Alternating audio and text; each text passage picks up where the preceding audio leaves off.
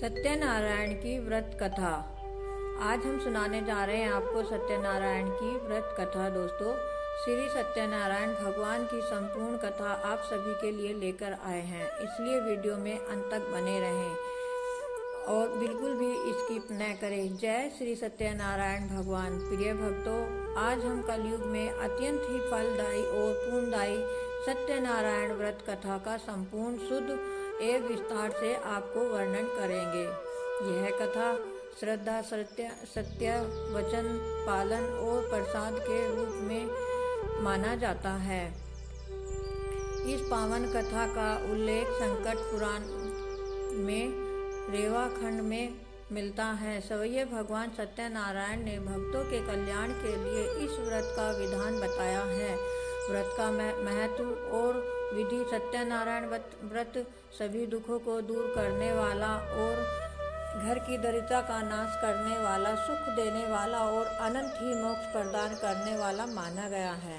इस व्रत को किसी भी शुभ दिन, विशेष कर पूर्णिमा के दिन श्रद्धा और भक्ति के साथ किया जाता है। प्रातःकाल स्नान करके स्वच्छ कपड़े पहनकर और भगवान की मूर्ति का चित्र स्थापित कर केले के पत्ते, पंचामृत, फल फूल आदि, शहद, घी, दूध, गेहूं, आटे से बने प्रसाद का नैवेद्य अर्पित किया जाता है। कथा श्रवण प्रचार प्रसाद अवश्य ग्रहण किया गया, क्योंकि प्रसाद का अपमान दुख के कल्याणकारक होता है। यह शिक्षा हमें यह कथा सिखाती है कि परम अध्याय निर्धन ब्राह्मण की कथा है। प्राचीन काल में काशी नगरी में एक निर्धन ब्राह्मण रहता था। वह अत्यंत ही गरीब था और भिक्षा मांग कर ही अपना जीवन चलाता था। प्रतिदिन भूखा प्यासा रहकर और चिंता में डूबा रहता था। एक दिन भगवान सत्यनारायण ने साधु का रूप धारण करके उससे पूछा, ब्राह्मण, तुम इतने दुखी क्यों हो? ब्राह्मण ने अपनी दरिद्रता का वर्णन किया। तब साधु के रूप में भगवान विष्णु ने कहा, यदि तुम श्रद्धा भाव से सत्यनारायण व्रत करोगे तो तुम्हारे सभी कष्ट दूर हो जाएंगे। ब्राह्मण ने निश्चय किया कि जो भी भिक्षा प्राप्त होगी उससे व्रत करूँगा। उस दिन उसे अपेक्षा अधिक दान मिला और विधि पूर्वक व्रत किया। धीरे धीरे उसकी दरिद्रता समाप्त हो गई। उसका जीवन सुख समृद्धि से भर गया।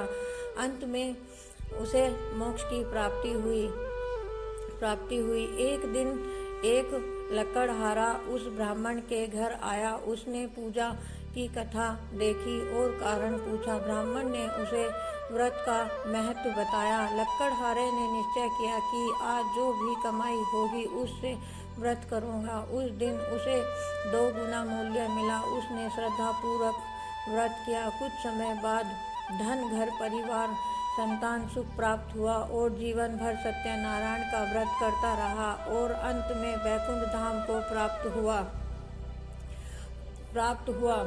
कथा का आगे का महत्व बताता है कि एक प्रतापी राजा थे। उल्कामुख में संतानहीन थे। उन्होंने ऋषि मुनियों से उन्होंने श्रद्धा से व्रत किया और शीघ्र ही उन्हें पुत्र रत्न की प्राप्ति हुई। उसी समय एक साधु नामक वेश्या ने भी यह कथा सुनी और उसने संतान प्राप्ति के लिए व्रत का संकल्प किया। भगवान की कृपा से उनके घर में भी कन्या का जन्म हुआ, जिसका नाम कलावती रखा गया। समय बीतता गया, कन्या बड़ी हुई और उसका विवाह के अवसर पर एक साधु वैश्य व्रत करना भूल गया। परिणाम स्वरूप व्यापार में हानि हुई और उसका दामाद बंदी बना लिया गया। सारा धन नष्ट हो गया। पर घर पर कुछ उसकी पत्नी लीलावती और पुत्री कलावती ने अत्यंत श्रद्धा के साथ व्रत किया। प्रसाद ग्रहण करते ही भगवान की कृपा उन पर बनी। आदेश मिला कि साधु के दामाद को मुक्त कर दिया जाए। कलावती ने प्रसाद का अनादर किया और अपने पति से मिलने दौड़ पड़ी। परिणाम स्वरूप उसके पति समुद्र में लुप्त हो गया। उसे अपनी भूल का एहसास हुआ। उसने प्रसाद का सम्मान किया और तब उसका पति सुरक्षित घर लौट आया। एक बार एक राजा तरगा ध्वज शिकार पर निकले। उन्होंने देखा कि कुछ लोग श्रद्धा से सत्यनारायण भगवान की पूजा कर रहे हैं। उन्होंने प्रसाद ग्रहण करने से इनकार किया। इस अपमान के कारण उनका राज्य, धन और पुत्र नष्ट हो गया। राजा को अपनी भूल का बड़ा ही पश्चाताप हुआ। उन्होंने श्रद्धा से भाव से इस व्रत को किया। फिर उन पर भगवान विष्णु की कृपा प्राप्त हुई और सब राजपाट उनका वापस मिल गया।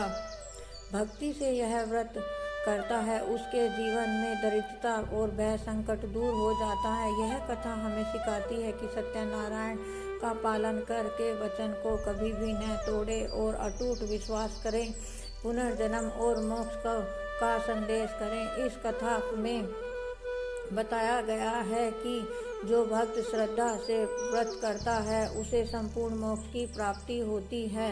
ईश्वर उनकी सभी मनोकामना पूर्ण करती है। सत्यनारायण भगवान की यह कथा सिखाती है कि जीवन में सत्य, श्रद्धा और भक्ति का स्थान सबसे ऊपर है। जो व्यक्ति इस कथा का श्रवण करता है और वह पाप से मुक्त हो जाता है, सुख समृद्धि प्राप्त करता है और अंत में भगवान के धाम को प्राप्त करता है। आइए हम सब मिलकर श्री सत्यनारायण भगवान का जाप करें। यदि आप चाहते हैं मैं इसी कथा को और भी आगे आपको सुनाऊं तो हमारी वीडियो को लाइक करें और चैनल को सब्सक्राइब करें और अपने परिजनों को शेयर करना बिल्कुल भी न भूलें।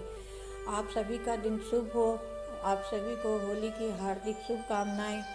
जय श्री हरि विष्णु, जय माता लक्ष्मी, हर हर महादेव।